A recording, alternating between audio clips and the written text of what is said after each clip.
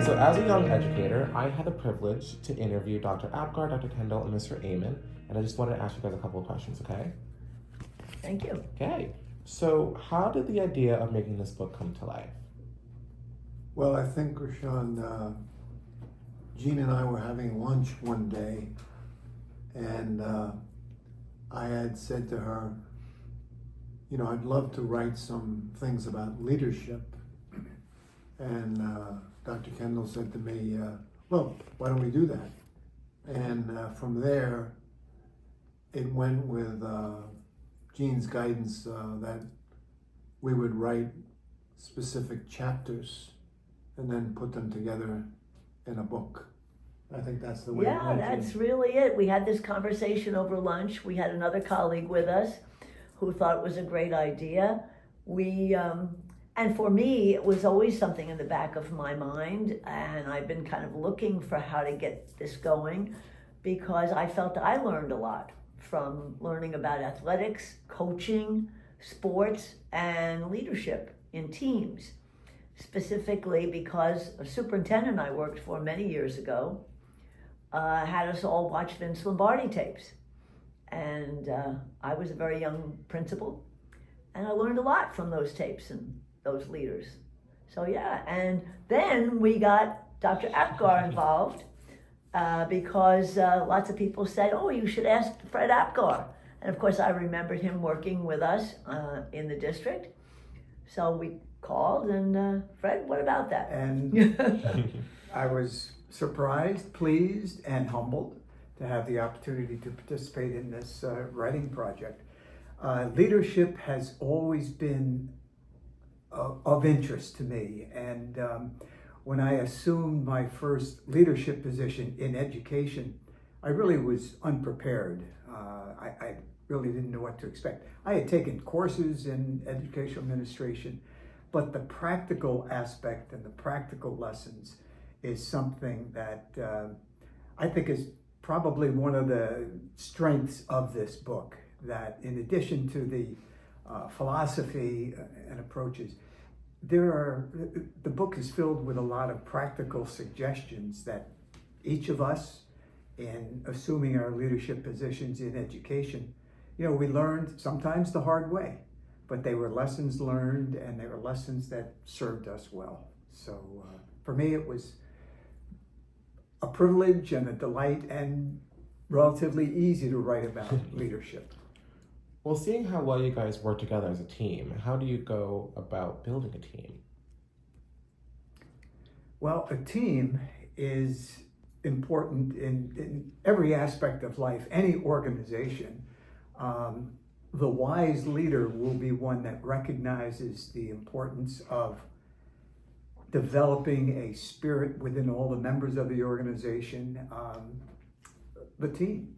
And the success of any organization is directly related to the ability of a leader to instill in the team members a sense of belonging and identifying to that organization. I agree with you, Fred. I really think that it is leadership's responsibility to invite that kind of participation and to share that responsibility in ways that dignify each member, that build on their strengths, that respect each member, that know how to deal with issues privately that may not be something that would be a compliment. Maybe there's a coaching episode to deal with that with one of the team members privately. I think it's a lot like a professional learning community, PLC, people talk about. It's teamwork. It's teamwork. And, you know, there's an old line, there's no I in team, but there are a lot of individuals who make the team because of what they bring to it. So one does this carefully and respectfully. What do you say, Jim? Well, let me go back to what you said when you were introducing Fred. So to me, one of the significant contributions that a person can bring to leadership is when Jean contacted Fred. I know Fred from his background as athletic administrator at Manhasset, and one of the things that always makes me feel good about a person is when they seldom speak, but when they do speak, they have something to say and people listen. So getting back to what you said about a team, I think any team that you put together, you basically have to have the same philosophy. It's like a head coach bringing in assistant coaches. You can't bring in people that are not going to be, they should have their own ideas, but they need to sort of buy into what you feel, because you're the primary person leading the group. There's no sense bringing in people that don't agree philosophically with how you feel. You know, one of the, as Jim speaks, there's a book by Jim Collins, Good to Great, I believe is the title. And he talks about getting the right people on the bus. The bus, of course, is the organization. And Jim is absolutely correct. A big part of team building is that selection process. Mm-hmm. And whenever an opening occurs in an organization, and sometimes it's tough because we lose, experience and someone who's made great contributions. Nevertheless, it's an opportunity. It's an opportunity to improve the organization. So that selection process is very important in team building. And leading into my next question, what do you do when there is opposition? Well, before I get to the thinking I was having about opposition, I want to add something to what Fred said. Because I think when you have a team, leadership is really building as well as getting the right people, then building those people, and they become better than they ever thought they could be. They become greater, more skilled, more able to work as part of that team. I think everybody grows. So I think there's a little bit about understanding service, understanding humility, that everyone grows together and becomes part of each other, and the care that's responsible for that. And yes, sometimes there are conflicts. I had an experience with that, many experiences with that.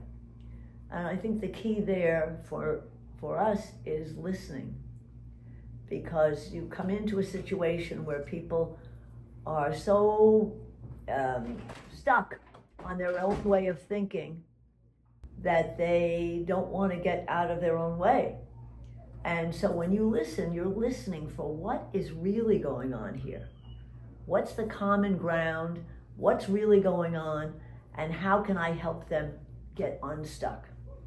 And often the unstuck is part of the way you might be able to see good in what each person is saying. Bringing that out into the open can often create the common ground, and then people become obviously unstuck right there in front of their own eyes, and they can move on. What do you think, Jim? I'm thinking about that Good to Great book by Collins, because it's pretty interesting, because you can't get on the bus unless there's extreme collaboration and joint positive thinking. And like Gene said, you're not always going to have 100% agreement. There's going to be conflict, but that's where resolution comes into, and rational thinking. And I'm thinking of, Massillon, Ohio football, where the football coach had 3 buses. They had a blue bus, they had a yellow bus, they had a brown bus. And the first team was on the blue bus, and the second team was on the yellow bus, and the third team was on the last team. And you had to fight to get out of the last bus into the second bus and into the first bus. So recognizing that leaders, in terms of hiring the right people and getting the people, a constant responsibility of a leader is to reinforce that concept of team. So they're always looking for ways to reinforce and helping team members feel a sense of belonging. And it's important to recognize all team members.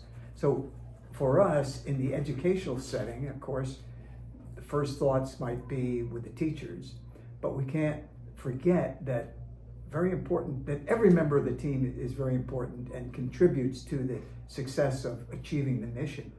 But the paraprofessionals, the nurses, the custodians, I mean, they're all have distinct roles that, when performed properly, contribute to success of the organization.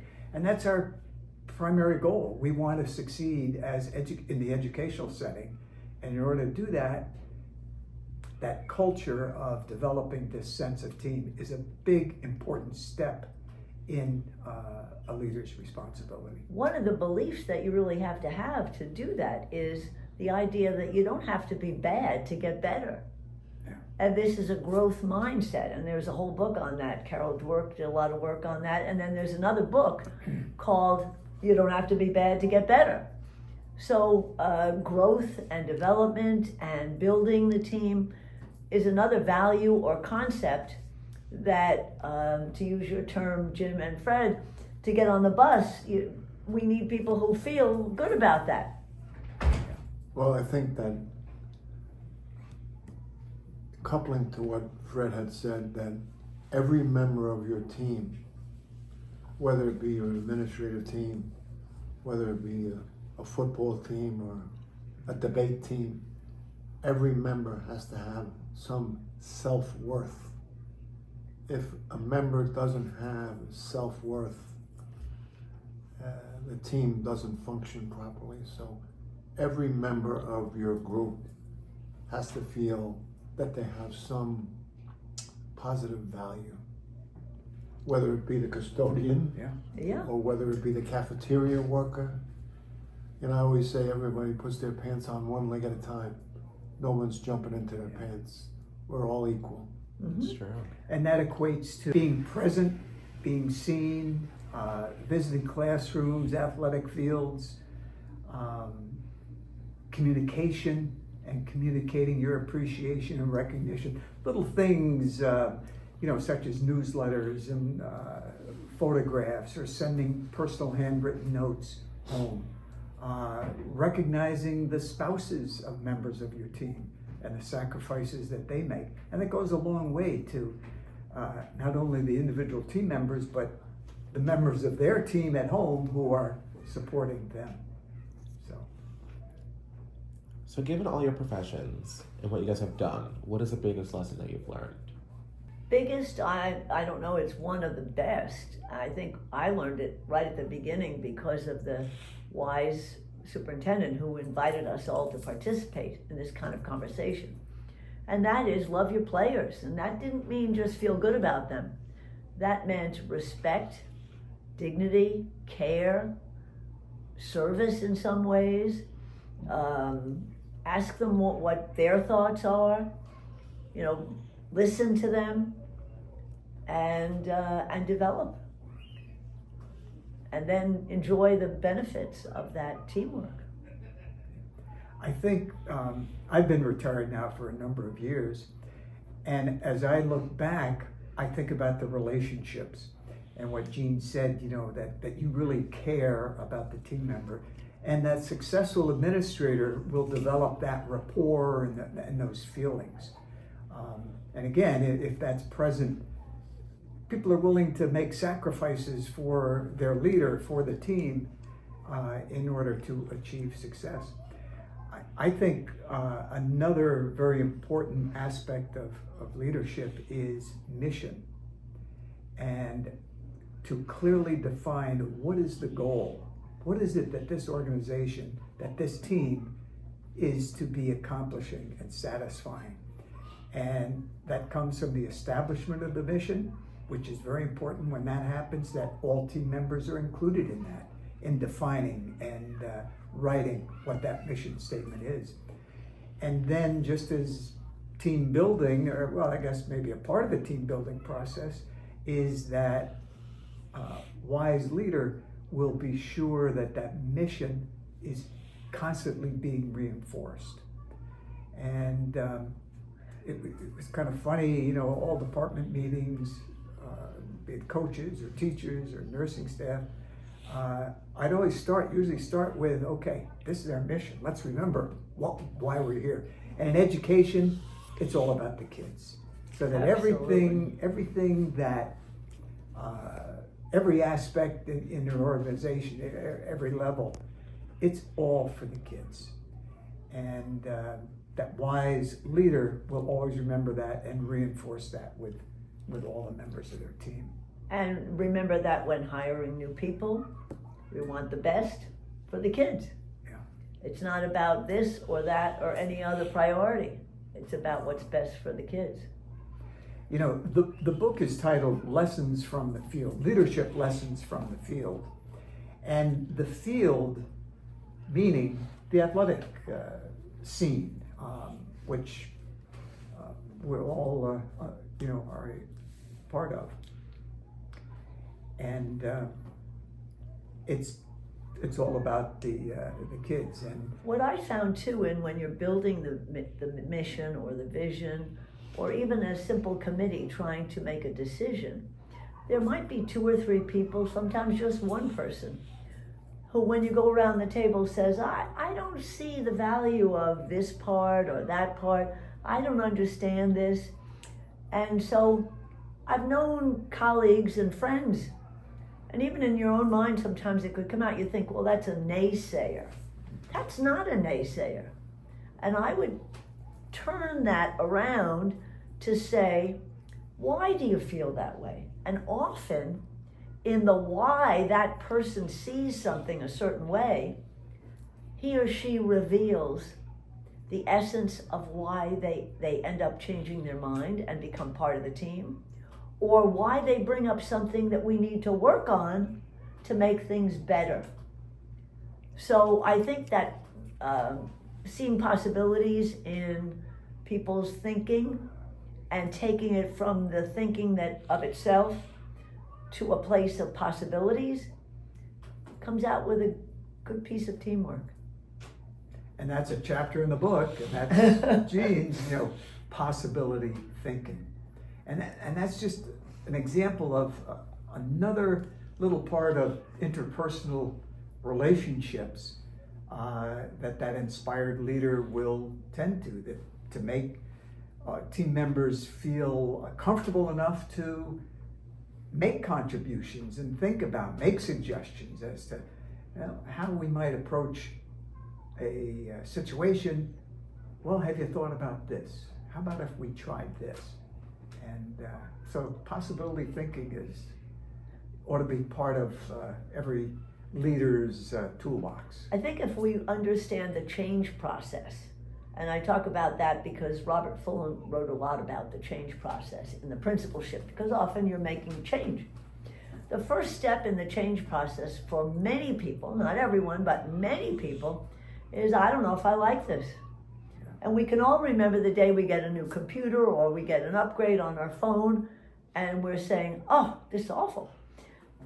Well, that's the first step.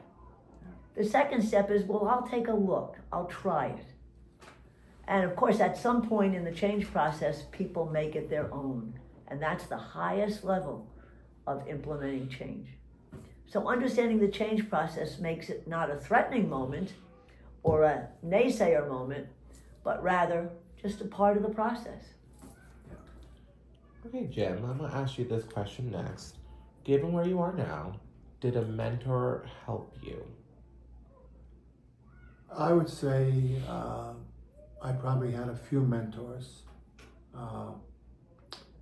and most of those figures were sports figures, aside from my father, who was an educator and a coach himself.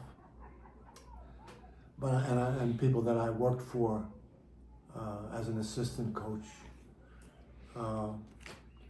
I think that anytime you surround yourself with different people, or you read about different people, we were just talking at lunch this afternoon about Winston Churchill, what a leader he was, but I reflect on people like Vince Lombardi, Robert Montgomery Knight, Coach Henry Ciccarone, who I coached for at Johns Hopkins University, They had things that I took from their mindset. I had my own thought process, but I took some of what they put together and sort of put that in my own cupboard, so to speak. But I think it's good for you to take from other people, because other people in positions that perhaps are at a higher level than yours. I can think of so many. It's important to get their thought process. That's how you build leadership. I think Fred said it earlier that, to me, it's all about relationships.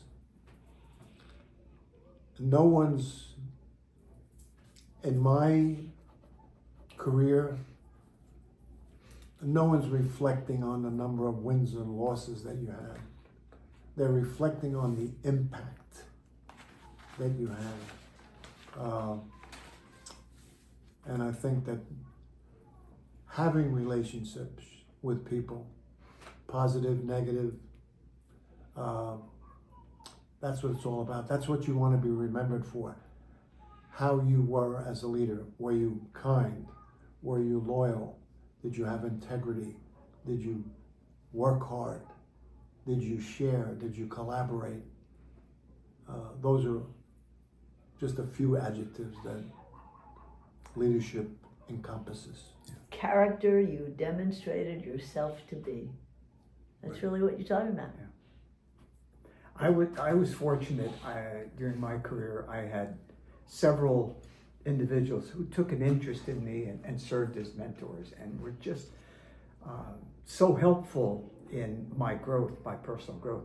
And I think that's a part of being a leader, being willing to serve as a mentor. And sometimes you don't realize it, but as you progress in your position, maybe knowingly, sometimes unwittingly, you've become a mentor for Yes. others, and that's part of the team building process. And again, no leaders, whether directly or indirectly, should become mentors, and it's sort of like paying it forward for those that helped you, and that's a role that administrators and leaders should fulfill. I find that in the school, in the role we held and hold as leaders in a district, we're almost doing that a lot, each and every day, coaching and helping. And when you're retired, that's a piece that, for me, I had to find places to mentor and coach to feel, like I was having a good day. Yeah.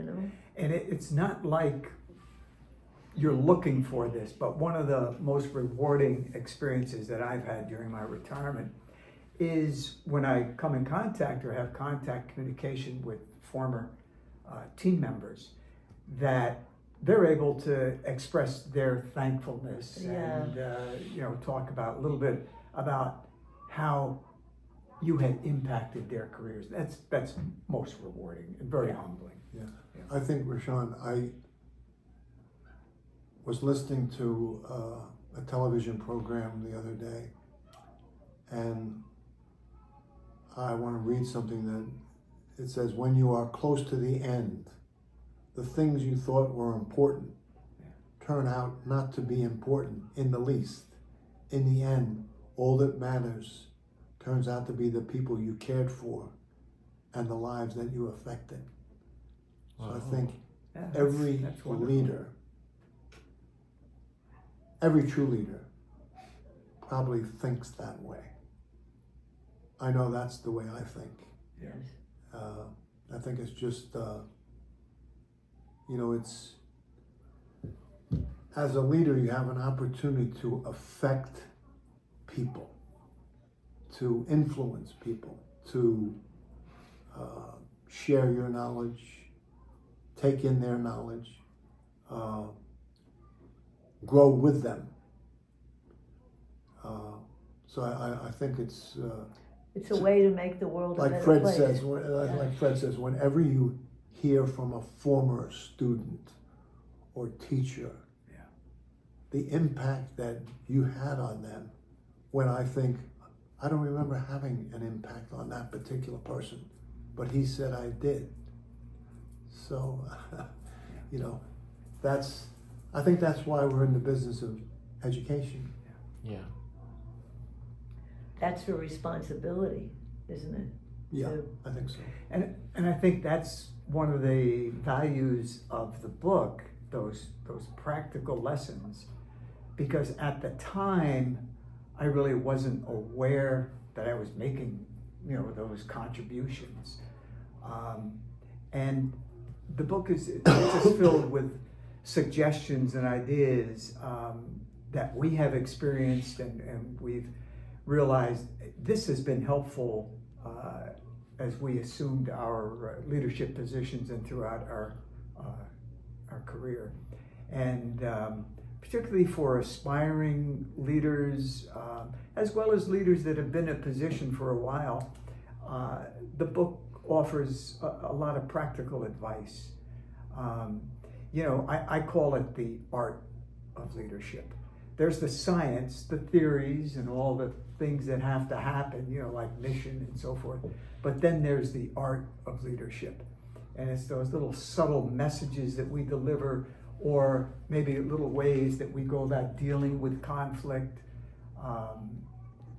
that I was so lacking when I began, my administrative career. I just didn't understand that. So I think, like Fred says,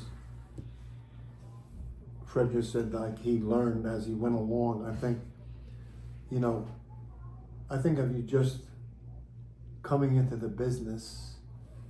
I remember being a teacher, then being a chairperson, then being a district director at several places. As long as you approach things logically and think through things by maybe talking to colleagues, getting advice from other people, mentors, then you'll be fine. Because it's like, you can take all the courses you need to take. You learn more in student teaching in 3 or 4 months than you did in the classroom, because of the actions and the reactions and the relationships and things like that. So even in doing some reading, Thomas Sergiovanni is an author from many, many years ago, but his work is still relevant. And what he talks about is when you are driven by serving values, not values that are particularly associated with things that might be considered not appropriate in a school setting or in a team setting, but beliefs, what's important, respect, care, all the things we're talking about. And when you're serving those values, then you're demonstrating that kind of behavior that invites people to want to be a part of what you do. So an easy way to say it might be, when you know why you do the work you do, the how is a little easier than it might be. Because your why, your beliefs as to why you are interested in doing this, can drive the way you behave and how your character comes across, how you act in interchanges with other people, and how you do your work. This concludes the first episode of your podcast. thank you.